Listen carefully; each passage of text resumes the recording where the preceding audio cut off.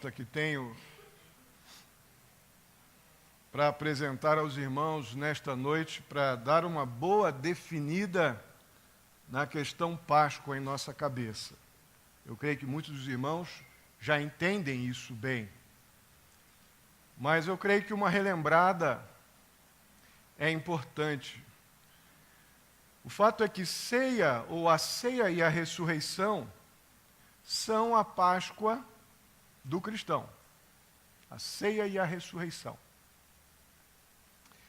A tendência nossa, a tendência da cristandade nesta época do ano, do calendário juliano, que sofre uma influência fortíssima, está diretamente associado ao calendário católico romano, tende a associar esta data muito importante, eu acredito, definitivamente, que a Páscoa é a celebração que o crente no Senhor Jesus Cristo não deve abrir mão de lembrar. Coisa que nós não vemos essa ênfase de forma alguma na Bíblia quanto a Natal, quanto ao nascimento de Jesus. Mas quanto à morte e à ressurreição de Cristo, nós vemos de Gênesis a Apocalipse. A Bíblia aponta para a cruz e para o resultado da cruz. Toda a Bíblia faz isso. A questão é que nós estamos culturalmente muito entrelaçados com uma Páscoa meramente histórica, religiosa e histórica. Nós passamos muito mais tempo pensando nos conceitos religiosos que envolvem a Páscoa do que propriamente nos aspectos redentores da Páscoa. Muito obrigado, Paulo. Essa lembrança que emociona multidões que nós vemos, olhando só a nível de Brasil, nem está mais com essa ênfase toda como já foi no passado. Sempre costumavam, não sei se sou eu que não vi jornal esses dias, mas eu lembro que se havia muita reportagem dessas encenações da Paixão de Cristo aqui, acolá e tal, e toda essa questão que emociona envolvendo o martírio de Jesus e essa ressurreição são muito reais, são gloriosas, são verdadeiras, são bíblicas, tudo isso é fato, mas elas foram muito oportunizadas e convencionadas por um conceito, por pessoas não obrigatoriamente comprometidas com o propósito desses acontecimentos, não obrigatoriamente comprometidas com uma celebração que aponta para a morte e ressurreição de Cristo, mas que tem tudo a ver com a minha morte, a morte da velha criatura na minha vida, para o nascimento de uma nova criatura em Cristo Jesus, que ainda que morra, viverá. Pouca coisa dessa Páscoa histórica, cerimonial, emocionante, que a gente vê nos jornais, nas encenações, na própria religiosidade da cultura brasileira, estou falando isso somente a nível de Brasil, praticamente nada tem a ver com isso que eu acabei de dizer, com morte e vida eterna, para mim e para você. Essa Páscoa, com um sentido mais religioso ou histórico, ela está sendo celebrada dentro do período conhecido como Quaresma. Todos vocês já ouviram falar disso. Como é que se estabelece essa Quaresma? Ela começa lá na quarta-feira de cinzas. A quarta-feira de cinzas é o quê, meu irmão? É o dia seguinte ao último dia de Carnaval, a festa da carne. Então, dentro do calendário católico romano, estabeleceu-se que a Quaresma, ou a quarta-feira, ela detonaria, a quarta-feira de cinzas, ela detonaria um cronograma que se completaria lá na ressurreição, no domingo da ressurreição de Cristo. E essa questão da datação, sexta, sábado e domingo, eu não tenho problema nenhum, porque a Bíblia afirma isso. Mas esse vínculo que as pessoas choram, se emocionam e param de fazer as coisas na quinta, sexta, sábado e domingo, porque são os dias exatos da morte, do suplício, da morte e da ressurreição de Jesus. Então, esses dias eu viro aquela pessoa pascal. Quando, se nós olharmos direitinho, não estamos nada mais, nada menos do que apenas celebrando ecumenicamente algo que a Igreja Católica Romana determinou a nível de data. Porque, de forma alguma, hoje é o dia específico que Jesus ressuscitou. O domingo, sim, a Bíblia diz que logo ao amanhecer as mulheres correram ao túmulo e já lá não encontraram Jesus. Mas dizer que é hoje é uma grande bobagem. Mas tudo se cria um envolvimento emocional, religioso, que satisfaz a ansiedade coletiva das pessoas. E nós, cristãos evangélicos, que temos as Escrituras e o Espírito de Deus, entramos muito facilmente nessa onda. Toda vez que nos ajuntamos em nome de Jesus, toda vez que celebramos aqui, todo mês par, segundo domingo de cada mês par, é Páscoa para a gente. Celebramos a morte e a vitória sobre a morte. A ressurreição de Cristo Jesus, a vitória sobre a morte é a ressurreição. Nós celebramos a Páscoa o ano inteiro. Mas hoje, sem dúvida, temos toda uma questão que envolve o Pentecostes, o calendário judaico, mas não o calendário estabelecido pelos motivos religiosos do nosso tempo, principalmente aqueles que têm como base o carnaval, a festa da carne. Não é por aí que nós temos que determinar o tempo onde nós paramos para sermos mais espirituais neste assunto. A nossa Páscoa, ela é celebrada toda vez que nós percebemos a obra de Cristo na cruz em nosso favor e, de maneira especial, cada vez que celebramos a ceia do Senhor. E hoje, de forma muito especial, nós vamos sim lembrar essas verdades muito especiais que Deus nos traz a recordar no que diz respeito à Páscoa. No Novo Testamento, a Páscoa está ligada à salvação providenciada por Deus na obra de Cristo, naquilo que Cristo fez na cruz em nosso favor.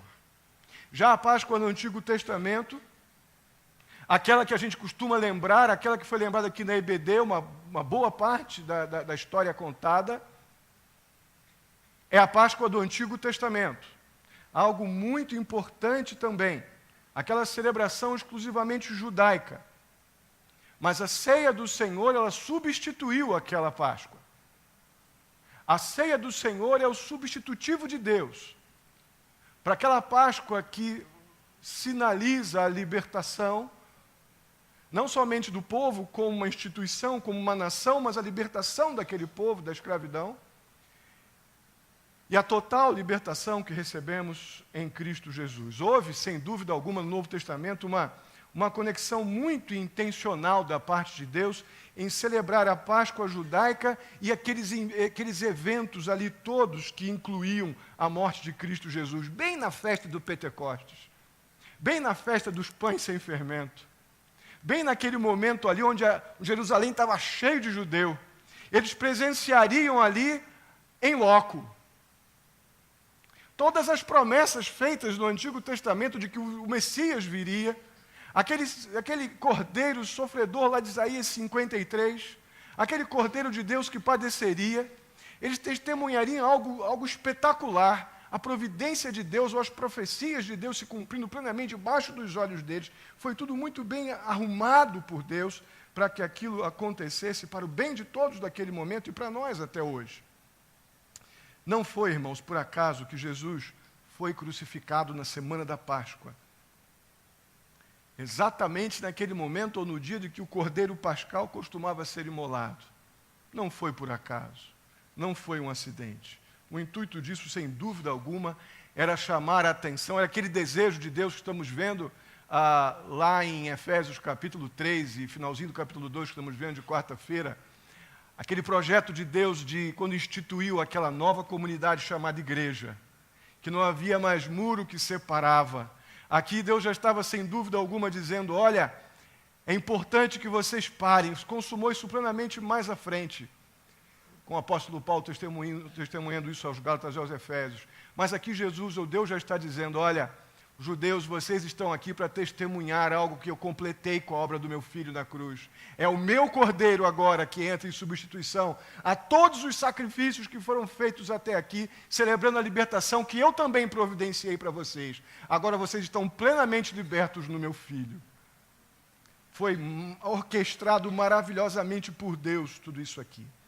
E esse acontecimento tão importante quanto a Páscoa, que deu origem e toda a trajetória dessa nação, desse povo de Israel, de forma alguma seria ignorado ou ignorada no Novo Testamento.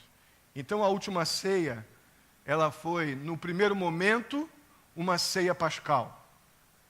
Aquele momento onde Jesus ajuntou os discípulos, mandou que eles procurassem o cenáculo, uma sala bem arrumada, para que ali celebrassem a última ceia. Nessa primeira fase foi sim uma celebração pascal, mas logo depois o Senhor Jesus instituiu a nova aliança no seu sangue, que nós encontramos no texto de Lucas 22, 20, depois 1 Coríntios capítulo 11, verso 25, e aí então é celebrada a ceia do Senhor. Irmãos, esta é a nossa Páscoa. Esta é a Páscoa do Novo Testamento. E é isso que nós faremos agora. Celebraremos essa Páscoa neotestamentária. Fique de pé, por favor, e abram suas Bíblias em 1 Coríntios, capítulo 11. Eu pediria que as pessoas que vão me auxiliar na distribuição dos elementos, pastor Átila, Gerson, Dio, Jean, Leandro e Alcione, posicionem-se aqui próximos, por favor. 1 Coríntios capítulo 11, dos versos 23 ao 30, diz assim, por favor, um dos irmãos já podem abrindo para mim. Acompanhe comigo, 1 Coríntios capítulo 11, versos do 23 ao 30. Diz assim a palavra do Senhor: pois recebi do Senhor o que também lhes entreguei, que o Senhor Jesus, na noite em que foi traído, tomou o pão, e tendo dado graças, partiu e disse, isto é o meu corpo que é dado em favor de vocês. Façam isso em memória de mim. Da mesma forma, depois da ceia, ele tomou o cálice e disse, este cálice é a nova aliança no meu sangue. Façam isso sempre que o beberem em memória de mim. Porque sempre que comerem deste pão e beberem deste cálice, vocês anunciam a morte do Senhor, até que ele venha. Portanto, todo aquele que comer o pão ou beber o cálice do Senhor indignamente, será culpado de pecar contra o corpo e o sangue do Senhor. Examine-se cada um a si mesmo, e então coma do pão e beba do cálice, pois quem come e bebe sem discernir o corpo do Senhor, come e bebe para a sua própria condenação. Por isso, há entre vocês muitos fracos e doentes, e vários já dormiram. Irmãos, no momento que o apóstolo Paulo citou ou falou essas palavras aos discípulos, ou à igreja de Corinto, melhor dizendo, já havia até um desvio de conduta da igreja. Em Lucas 22, nós vemos a narrativa que apresenta as palavras que Paulo usa aqui. E aqui já foi de uma forma exortativa. O apóstolo Paulo diz que essa mesa é para participar dessa mesa, ou deve participar dessa mesa, aquele que crê nessa Páscoa do Novo Testamento. Crê que Cristo veio ao mundo, sim, nasceu, viveu e morreu por pecadores. por mim e por você, pecadores, mas também ressuscitou. Essa mesa nos lembra a morte de Cristo na cruz, o sacrifício que não adiantaria eu ir para a cruz, não resolveria o problema do meu pecado. Era tão grave o problema do meu pecado que somente o Cordeiro de Deus poderia então remover a culpa que estava sobre mim. Então Deus mandou o seu Filho. E passado 3 dias da morte do Senhor Jesus, Ele ressuscitou. Se você crê verdadeiramente que Cristo morreu por você e você é pecador e por isso você tem parte nesta mesa, quando for distribuído o cálice e o pão, receba. Fique com o cálice e o pão em mãos, que vamos ceiar juntos. Caso contrário, se você ainda não pode confessar que é pecador, ou que creia plenamente que Cristo realizou na cruz o que você não poderia fazer por você, se o seu pecado ainda te domina, não foi ainda confessado a Deus como algo que foi repudiado e entregue aos pés da cruz, se você não pode fazer isso ainda, eu convido a você a sentar-se e não participar dessa mesa. Porque a Bíblia diz também que aquele que come e bebe, sem discernir o corpo do Senhor, aquilo que aconteceu, o sacrifício vicário na cruz do Calvário, não deve comer nem beber, não deve celebrar a morte e a vida, não deve celebrar o perdão de pecados, porque isso ainda não aconteceu para você. A Bíblia diz que você seria culpado do corpo, você seria réu do corpo de Cristo. Mas se você já entregou o seu coração a Jesus, se você está confessando diante de Deus que você é pecador, você tem parte nesta mesa sim.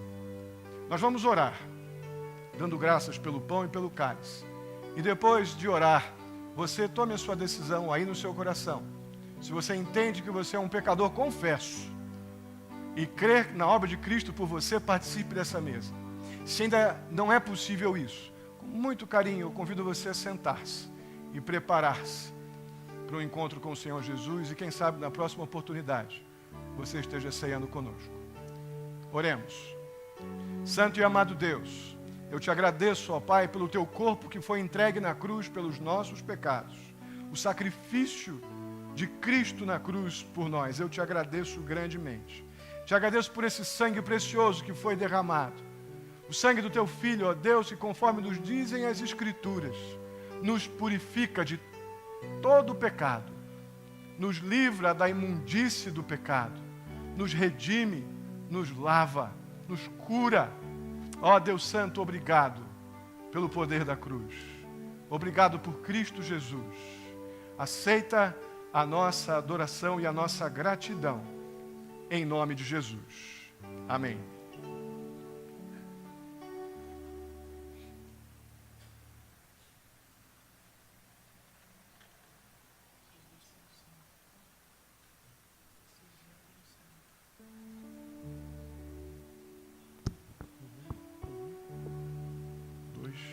Dois pelo centro e 2 por... Nós vamos estar louvando ao Senhor com um hino que tem tudo a ver com o que estamos fazendo agora, a Páscoa, a morte e a vida do nosso Senhor Jesus Cristo.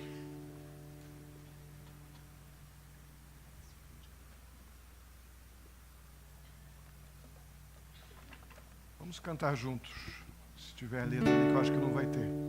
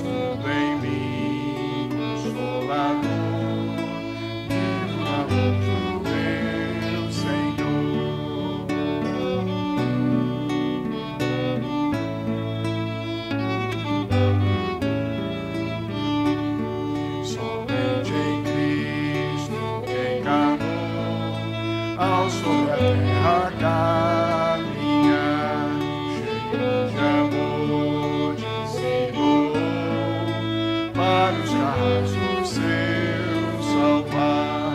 Foi nesta cruz que ele cumpriu toda a justiça, e o céu abriu, caiu sobre ele toda a lei, vivo na morte.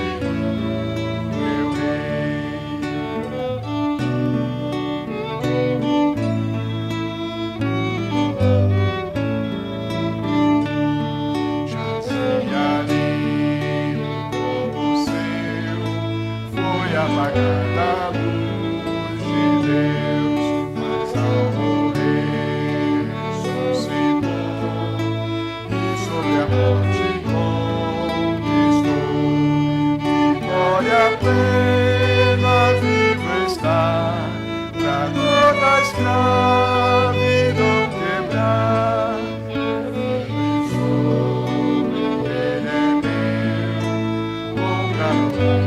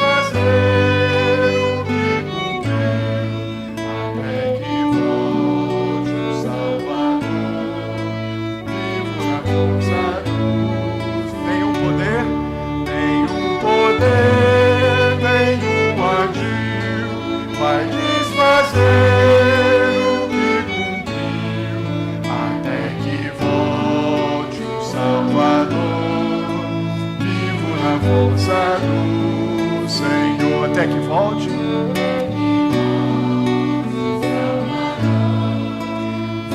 na força do Senhor.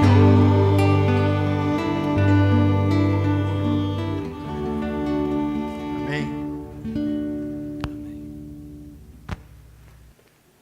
Pode continuar tocando, fazendo um fundinho. Pode continuar fazendo fundo.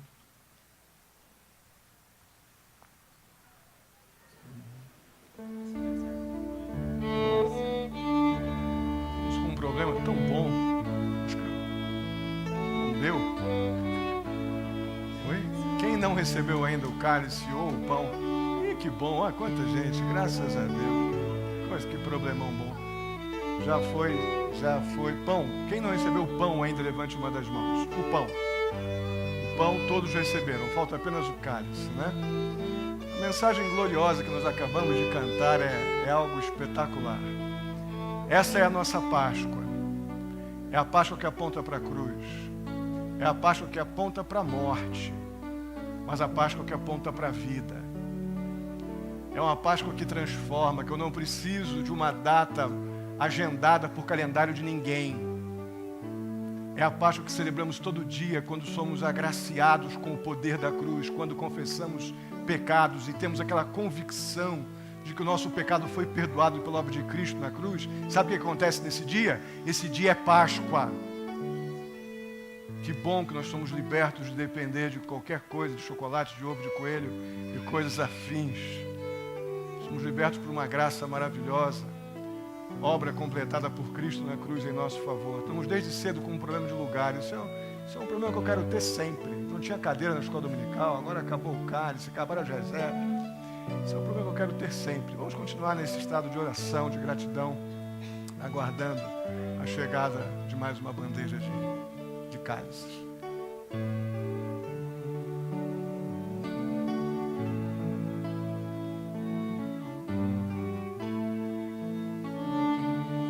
Sendo pedido para cantar de novo. É para cantar de novo? Vamos lá.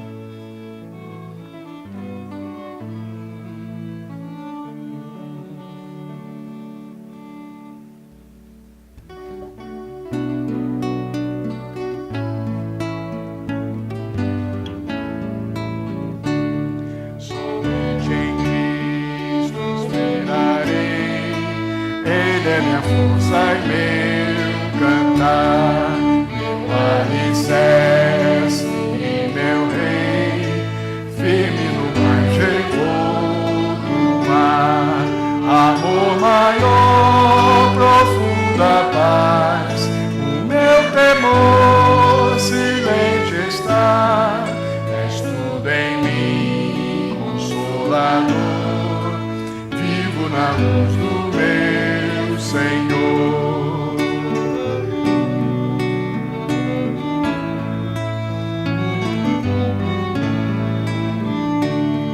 Jazia ali o corpo seu, foi apagada a luz de Deus, mas ao morrer ressuscitou e sobre a morte conquistou.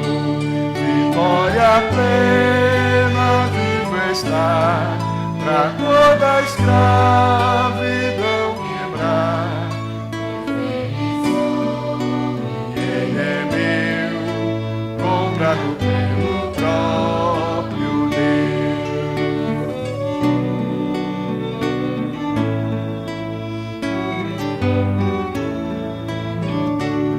Somente em Cristo que encarnou, ao sobre a terra caminhar, cheio de amor, ensinou vários carrascos seus salvar.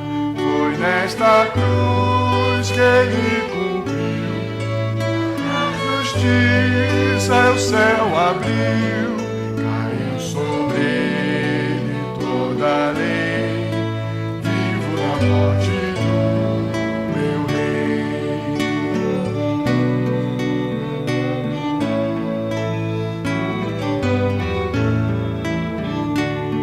Não há mais culpa e nem temor, pois sua vida luz em mim, sou obediente ao Criador.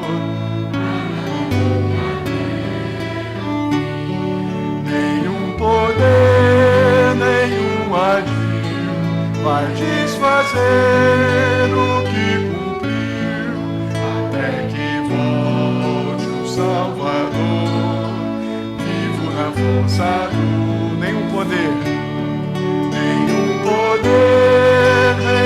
adio vai desfazer o que cumpriu, até que volte o Salvador, vivo na força luz, até que volte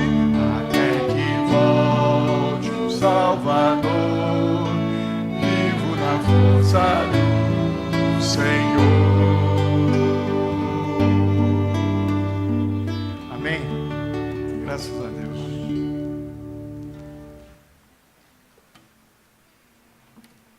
Agora deu? Sobrou pra gente? Tem? Todos receberam o pão e o cálice? Oi?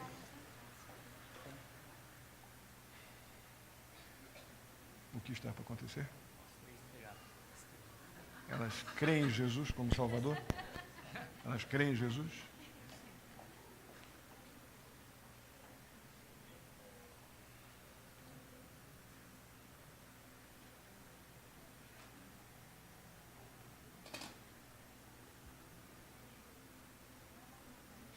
Agora vai, começou, termina. Vocês precisam entender que Cristo morreu na cruz por vocês, pequenos, certo? Que são pecadores, e que Cristo morreu por vocês. É isso que está acontecendo aí? É? E agora, faltou pra gente.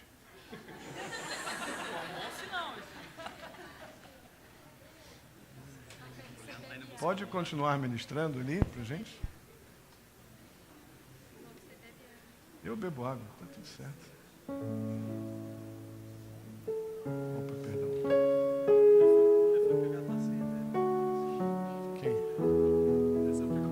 É?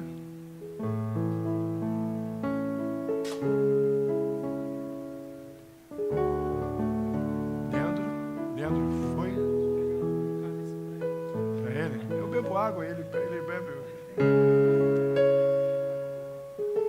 Irmãos, louvado seja o nome do Senhor, porque celebramos, sim, a morte do nosso Senhor e Salvador Jesus Cristo. Mas essa morte nos trouxe vida, vida eterna. Então, com toda a reverência que esse momento exige, com todo o entendimento do que foi feito na cruz pelos nossos pecados, mas com toda a alegria que é sinônimo de uma gratidão difícil de expressar, comamos esse pão e bebamos esse cálice até que Ele venha.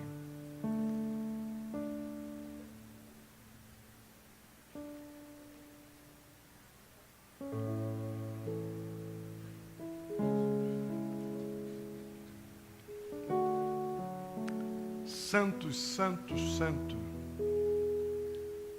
Bendito é o Senhor, ó Pai. Bendito é aquele que foi à cruz e morreu pelos nossos pecados. Obrigado, Pai Santo, pelo sacrifício de Cristo em nosso favor na cruz do Calvário. Obrigado pela segurança de perdão de pecados, vida eterna nos dá. Podemos participar desta mesa, tua mesa. Ó Deus querido, obrigado por tão grande salvação, por obra tão gloriosa. Muito obrigado, ó Deus. Aceita a nossa gratidão, nossa adoração. E que possamos, ó Pai, cheios de temor ao Senhor, participar desta mesa até o dia que estivermos para sempre contigo nos céus. Assim eu te agradeço, no nome santo de Jesus. Amém. Os irmãos podem sentar? Deu certo, Lê? Obrigado. Vou continuar. Alguém podem recolher?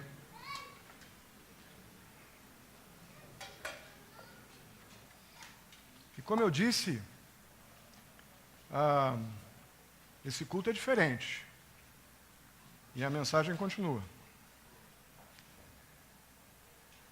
Dessa forma, então, nós celebramos, relembramos a morte e a ressurreição do nosso Senhor Jesus Cristo. O objetivo primário dessa Páscoa, sem dúvida, era o simbolismo profético que essa Páscoa tinha. Isso foi plenamente alcançado. Essa Páscoa ela apontava para Cristo de uma tal maneira que essa relevância ou essa realização profética, ela confirmava a primeira vinda do Senhor Jesus Cristo. Era um sinal escatológico, era um sinal de cumprimento de profecias. O fato de Jesus ter sido o Cordeiro de Deus celebrado exatamente nessa Páscoa. O Messias prometido para eles já é o Messias que hoje fez a obra salvadora para a nossa vida. Já se cumpriu esse propósito. Ele realizou em si mesmo esse propósito perfeito da expiação de pecados, de forma perfeita, permanente. O novo pacto no sangue de Cristo foi realizado nesta celebração que Cristo, então, completou. Ou seja, a Páscoa judaica cessou, e na nova aliança, a ceia que celebramos hoje, representando então a morte e a ressurreição, e um cronograma, agora sim, que aponta para um juízo determinante, determinado, onde muito em breve estaremos sendo levados para o encontro com o Senhor Jesus nos ares. Isso se realizou plenamente. Jesus, então, é a nossa Páscoa. Jesus é a nossa redenção. Agora eu queria que você abrisse sua Bíblia lá em Lucas, capítulo 24.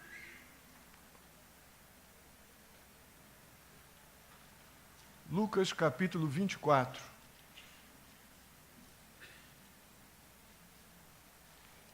Estaremos lendo, acompanhe na sua Bíblia. Estaremos lendo os versos 1 ao 12. Acompanhe atentamente.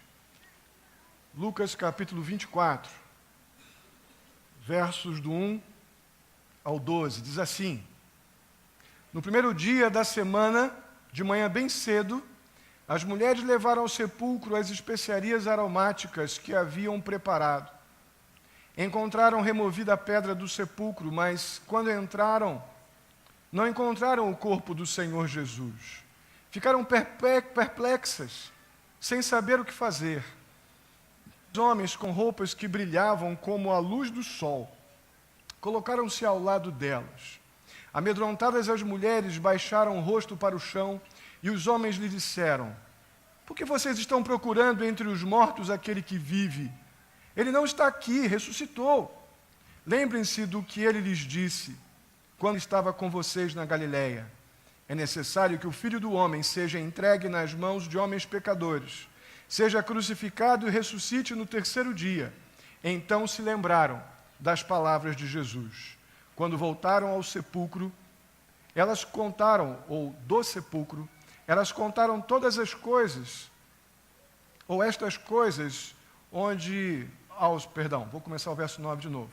Quando voltaram do sepulcro, elas contaram todas estas coisas aos 11 e a todos os outros. As que contaram estas coisas aos apóstolos foram Maria Madalena, Joana e Maria, mãe de Tiago, e as outras que estavam com elas. Mas eles não acreditaram nas mulheres. As palavras delas lhes pareciam loucura. Pedro, todavia, levantou-se e correu ao sepulcro. Abaixando-se, viu as faixas de linho e mais nada. Afastou-se e voltou admirado com o que acontecera. Irmãos, nós vamos visualizar esse texto um pouco numa dramatização que vai ser passada aqui no telão.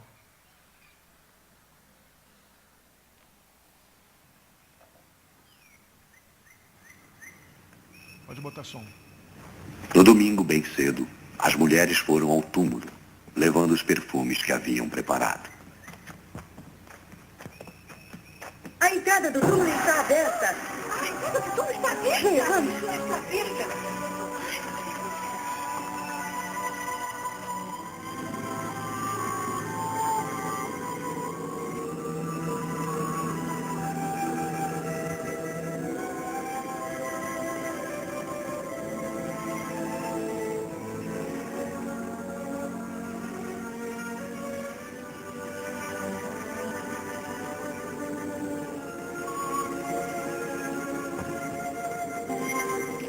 Porque entre os mortos, quem está vivo?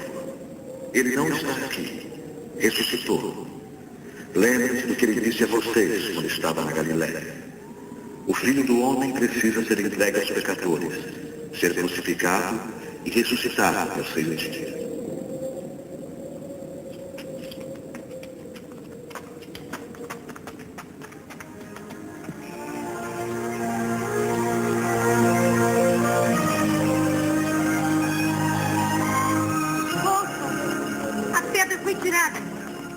Entramos. E o corpo do nosso Senhor tinha sumido. De que maneira?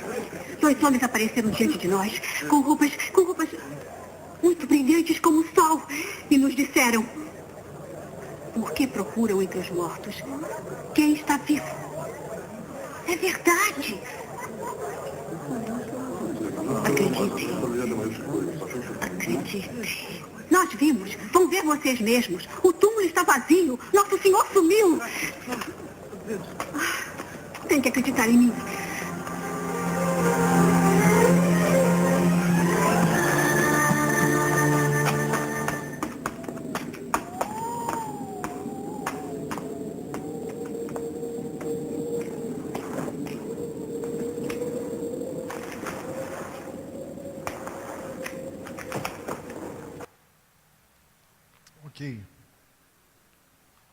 Isso foi apenas para nos ajudar a analisar esse momento tão marcante da ressurreição do Senhor Jesus Cristo, esse episódio que determinou uma mudança muito grande na história da cristandade. O fato de que aquele que os homens nem sequer reconheciam como Deus, o Filho de Deus, agora cumpre tudo aquilo que foi predito sobre ele, também ressuscitando.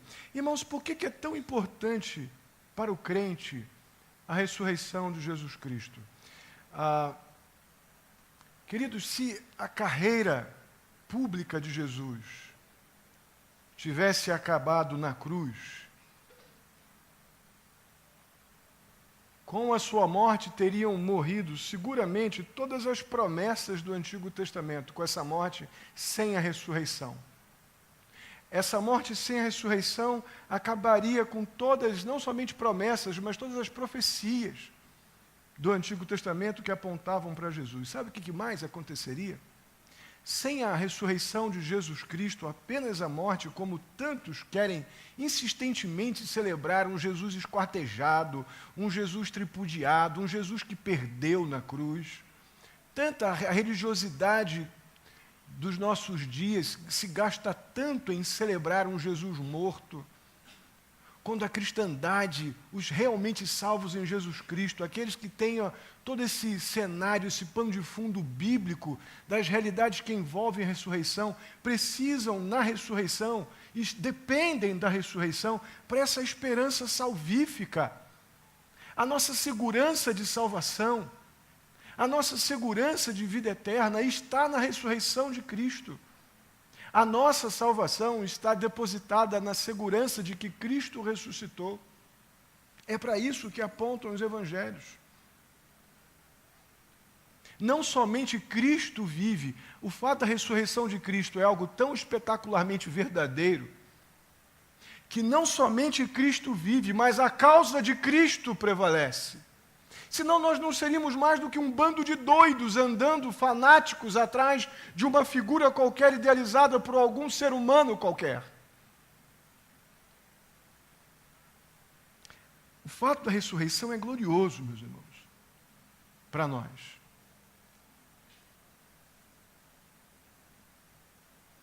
Algo bacana sobre a ressurreição também é que no primeiro momento, quem testemunhou da sua ressurreição de Cristo foram aquelas mulheres, Maria Madalena, Joana, Maria e a Maria, mãe de Tiago. As mulheres não tinham crédito na época. A palavra de uma mulher na época não era das mais ouvidas, ou atendidas, ou respeitadas. Deus permitiu já naquele plano daquela nova comunidade chamada igreja que estamos vendo na carta aos Efésios de quarta-feira. Já inclui mais um grupo de desprezadas da sociedade da época, ou de desprezados da sociedade da época, que eram as mulheres, gentios, e judeus tendo a oportunidade de ingressar neste fato especial dos cumprimentos das profecias feitas aos profetas do Antigo Testamento. O texto nos diz, que lemos há pouco, que no primeiro dia da semana, no verso 1 do capítulo 22 de Lucas, no primeiro dia da semana, muito ainda de madrugada, aquelas mulheres correram lá, visitaram o túmulo e perceberam, na verdade chegaram ali pouco depois da ressurreição de Cristo, imagino. Sabe que outra coisa me chama a atenção na ida dessas mulheres ali ao túmulo? Isso tem muito a ver conosco. O fato de elas terem corrido no túmulo para saber de fato se houve ou não ressurreição, já implica que elas não esperavam que Cristo tivesse ressuscitado. Elas foram lá para levar aromas, perfumes. Elas foram lá já talvez para completar, porque Nicodemos fez isso anteriormente. Foi Nicodemos que passou os panos em Jesus. Vemos isso no Evangelho de João. Aquele túmulo era de Nicodemos. E quando foi, os servos de Nicodemos e Nicodemos foram levando Jesus para o túmulo, eles já embalsamaram Jesus como um costume da época. Aquelas mulheres foram ali visitar o túmulo ao terceiro dia, dentro de uma cultura judaica, de que no terceiro dia, realmente ali, o corpo estaria, o morto estava morto. Dentro da cultura judaica, que era o terceiro dia, para confirmar a morte daquele que havia então morrido.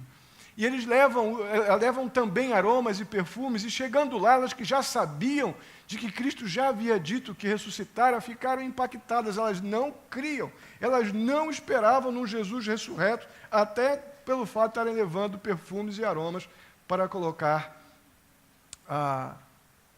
nas ataduras ali no corpo de Jesus. Só tem um probleminha. Chegando lá, Jesus já tinha ressuscitado. Jesus já não estava mais lá. As mulheres, então, ficaram atônitas, sem entender nada, e correram então para os discípulos para dar a notícia. Irmãos, como explicar isso?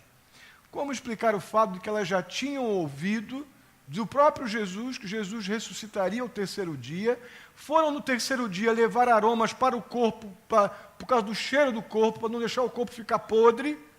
Elas não creram no que Jesus disse em vida, correm lá para levar aromas, chegam lá, ficam em choque porque Jesus não está mais lá, correm e, enfim, o desdobramento nós já lemos aqui. Como explicar isso, irmãos? Como explicar essa incredulidade do coração humano, essa dificuldade que nós temos para crer? Elas viram Jesus morrer. Eu creio que esse é o maior problema da incredulidade. Elas viram Jesus ser arpoado por uma lança, morrer naquela cruz, ser retirado morto e levado para aquele túmulo. Então o que elas viram determinou aquilo que, enquanto Jesus estava vivo, disse que aconteceria. Foi mais importante o que elas viram do que o próprio Jesus disse que faria. Nós somos demais assim. Quantas vezes as coisas materiais que vemos encobrem as verdades invisíveis que nós afirmamos crer. As coisas materiais simplesmente pisam na nossa fé, como se a nossa confissão de fé fosse uma coisa meramente emocional e banal. Foi isso que aconteceu com aquelas mulheres lá atrás. Mas o apóstolo Paulo nos diz, em 2 Coríntios capítulo 4, verso 18, que as coisas que se veem são temporais, ou seja, elas passam. Mas as que não se veem, ou que se não veem, são eternas. Sabe o que significa isso na prática? Vida espiritual definitivamente não é crer no que vemos, mas é ver o que cremos. Definitivamente, para que não sejamos simplesmente espiritualistas envolvidos ou espiritualizados, emocionados ou emocionais. A nossa fé bíblica precisa ser isso aqui. Vida espiritual não é crer no que vemos, mas é ver o que cremos. Isso é o andar pela fé. Isso é não duvidar do que Jesus disse. Isso é não precisar tocar lá nas feridas, nas marcas de Jesus, como fez Tomé, como lemos no começo da mensagem. Bem-aventurado aquele que não viu e creu. Então, esse queixume, esse momento de dúvidas dessas mulheres é muito comum a nós. Porque nós somos muito ligados ao que vemos, como se tudo o que vemos fosse realmente o fim das nossas esperanças eternas. Pois as nossas esperanças eternas, irmãos, estão focalizadas exatamente naquilo que não vemos, mas cremos. Se não for assim, é inútil a sua fé. Por que é tão importante, então, crermos e nos alegrarmos na ressurreição de Cristo Jesus?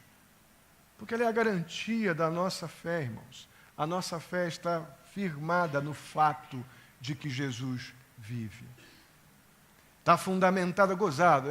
Não sei se a expressão melhor seria dizer gozado.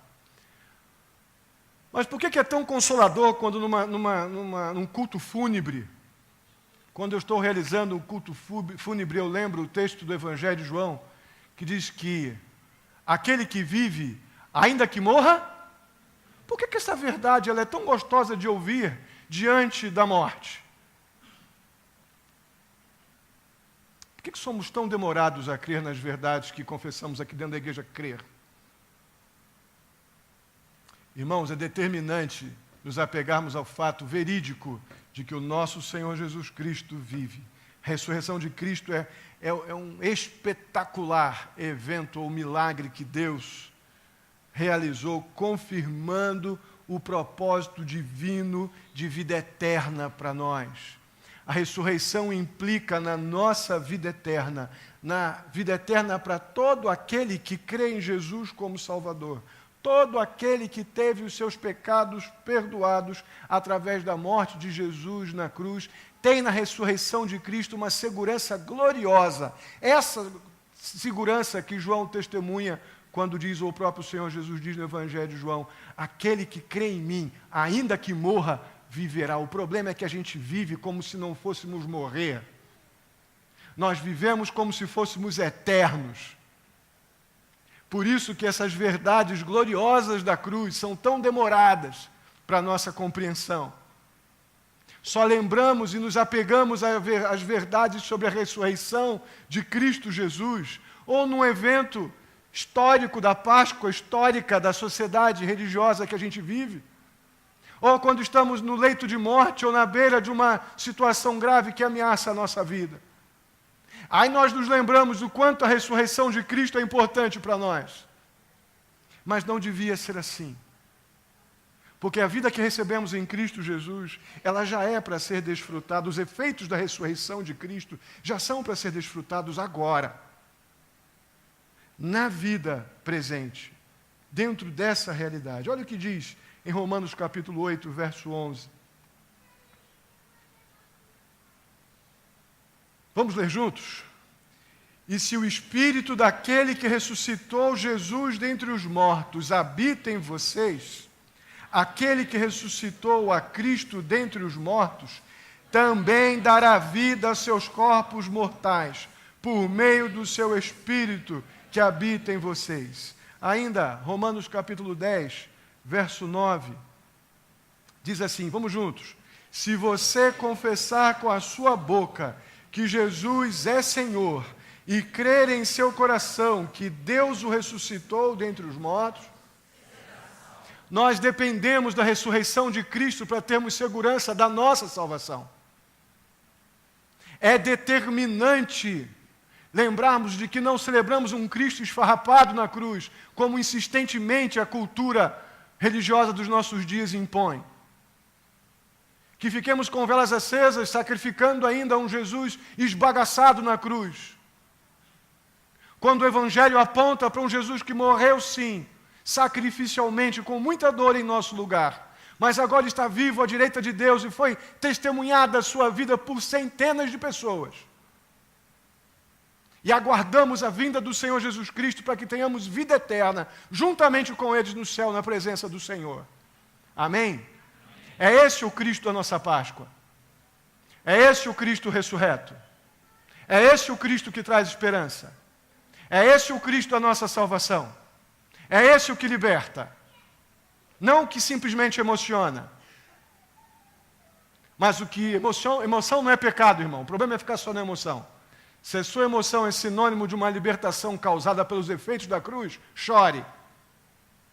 Mas se é apenas porque você ficou arrepiado, um bom show em algum lugar que você assiste também arrepia.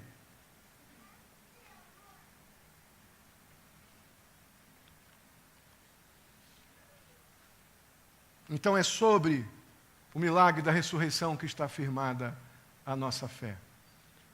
Nosso Senhor Jesus Cristo teve um nascimento muito simples, muito humilde. Seu ministério público foi poderosíssimo, foi absolutamente impactante na sua época.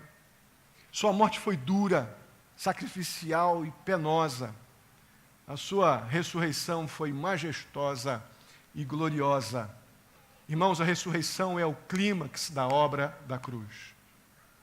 Se não tivesse Cristo ressuscitado, os cristãos de todos os tempos estariam sendo enganados há épocas, há muitos anos. Se Jesus Cristo não tivesse ressuscitado, os pregadores que anunciam a morte e a ressurreição de Jesus não passariam dos enganadores, proclamando erros aí há tanto tempo. Se Jesus Cristo não tivesse ressuscitado, nós, aqueles que cremos, estaríamos cultivando uma fé inútil. Mas nada disso é verdade. O nosso Cristo realmente é o Cristo ressurreto dos Evangelhos. Graças a Deus, nós podemos proclamar firme e alegremente o que vemos em 1 Coríntios capítulo 15, verso 20. Mas, de fato, Cristo ressuscitou dentre os mortos, sendo Ele os primeiros frutos, as primícias daqueles que já morreram. Ou seja, Cristo foi o nosso predecessor, morreu e ressuscitou por nós. A ressurreição de Cristo significa morte expiatória, morte substitutiva, morte que pagou um preço Tudo isso envolve a realidade do perdão de pecado. João 3,16, né? Vocês lembram de cabeça? Porque Deus amou o mundo de tal maneira que deu seu Filho unigênito para que todo aquele que nele crê não pereça, mas tenha... Podemos afirmar este verso agora, não de forma hipócrita ou enganosa, porque Cristo ressuscitou. Só por isso esse versículo ele é verdade. O fato de Cristo ter ressuscitado significa que nós temos um sumo sacerdote no céu. Irmãos, isso é muito importante.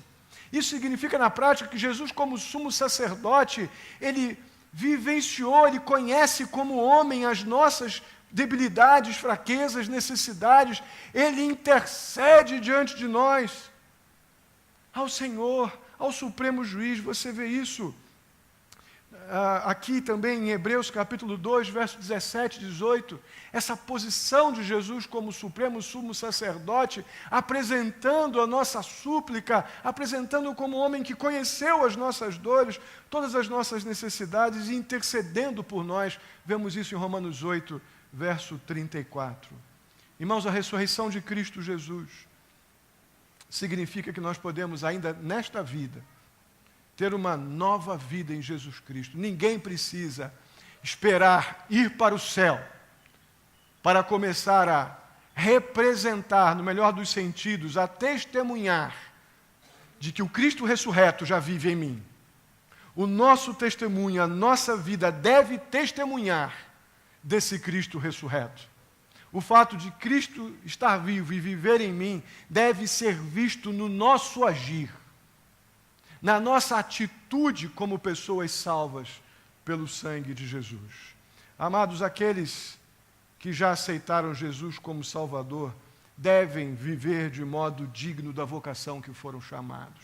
Você foi chamado à condição de filho por esse que ressuscitou. Viva então de modo digno, conforme está em Efésios capítulo 4, verso 1. Mas não é uma coisa esporádica. Não é um viver espiritual apenas quando você está emocionado ou quando você está sensibilizado por algum momento da tua vida cristã que te impactou e você orou mais, você leu mais a Bíblia. Não, esta vida digna de um modo, ou da maneira como fomos chamados, viver de modo digno da vocação que fomos chamados, deve ser um viver diário. Sabe até quando? Conforme diz lá em 1 Tessalonicenses capítulo 4, versos 15 a 17, até o dia em que os mortos em Cristo serão transformados, e nós, os que estivermos vivos, juntamente com eles seremos transformados. Sabe quando isso vai ser? No arrebatamento da igreja, quando estivermos para sempre com Jesus. Aí não precisaremos mais testemunhar a ninguém, porque já estaremos com Cristo nos céus, e o juízo do Senhor já está estabelecido sobre esse mundo que tem rejeitado a mensagem da cruz. Precisamos lembrar disso constantemente, irmãos. O significado prático de tudo o que nós ouvimos e vimos nessa noite precisa ser de uma forma bem clara. A ceia do Senhor, ela precisa trazer à nossa lembrança um juízo. Jesus morreu na cruz e essa ceia celebra um juízo, sim, o julgamento de Deus. Deus entregou o seu Filho por mim e por você, culpados, para que a nossa culpa fosse removida. E Cristo levasse a culpa do nosso pecado na cruz e o preço do nosso pecado fosse pago pelo sacrifício de Cristo na cruz. Então a ceia do Senhor representa juízo também. A ressurreição,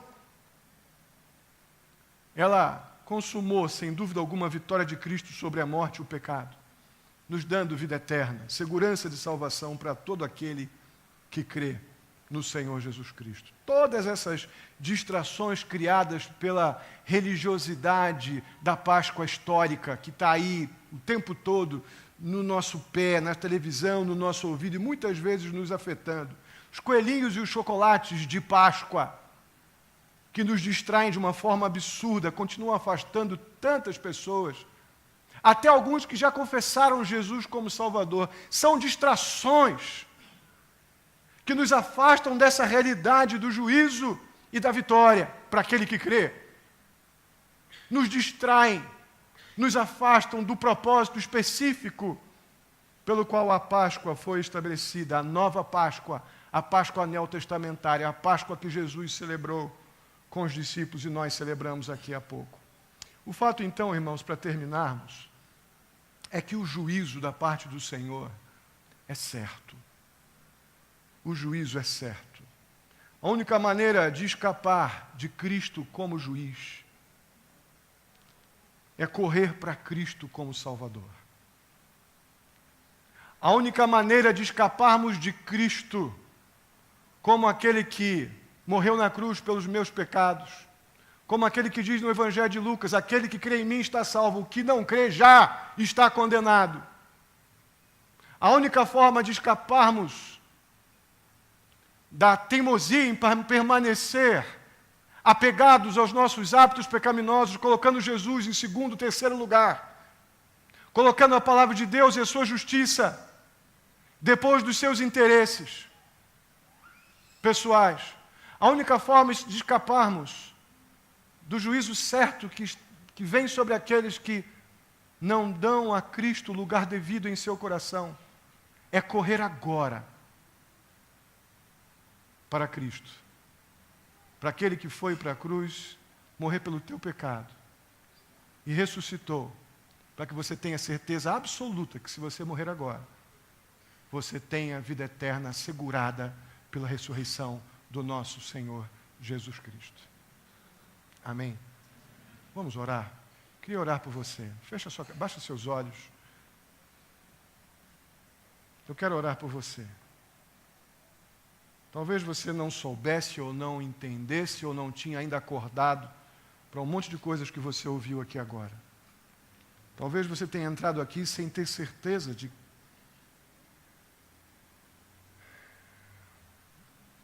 do dano que o pecado causa à nossa vida e da grandiosidade da obra de Cristo em teu favor na cruz. Talvez você tenha entrado aqui ainda preso a todo um cerimonial histórico da Páscoa e agora entendeu que a Páscoa é muito mais do que uma lembrança oportunista.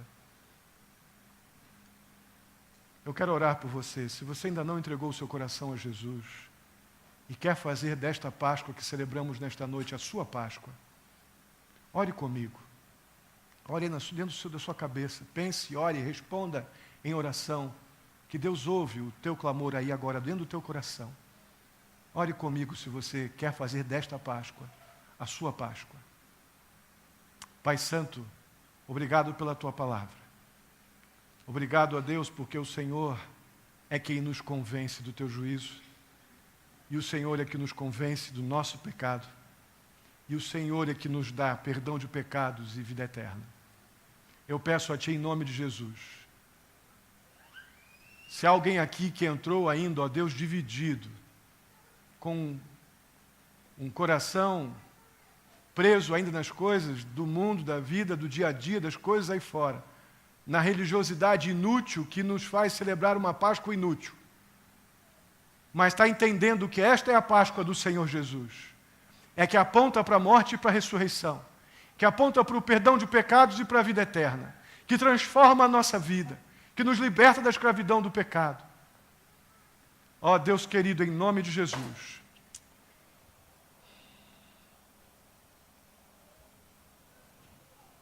se há alguém aqui, Senhor, nesta condição, eu peço a Ti, ó Pai, que a Tua graça salvadora o alcance.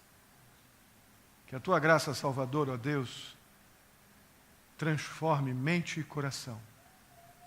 E cause na vida desse Senhor que não entendia essas verdades bíblicas que foram aqui mencionadas, que essas sejam verdades maravilhosas, gloriosas, transformadoras, consoladoras, libertadoras e salvadoras, em nome de Jesus. Amém. Pastor Átila, pode assumir.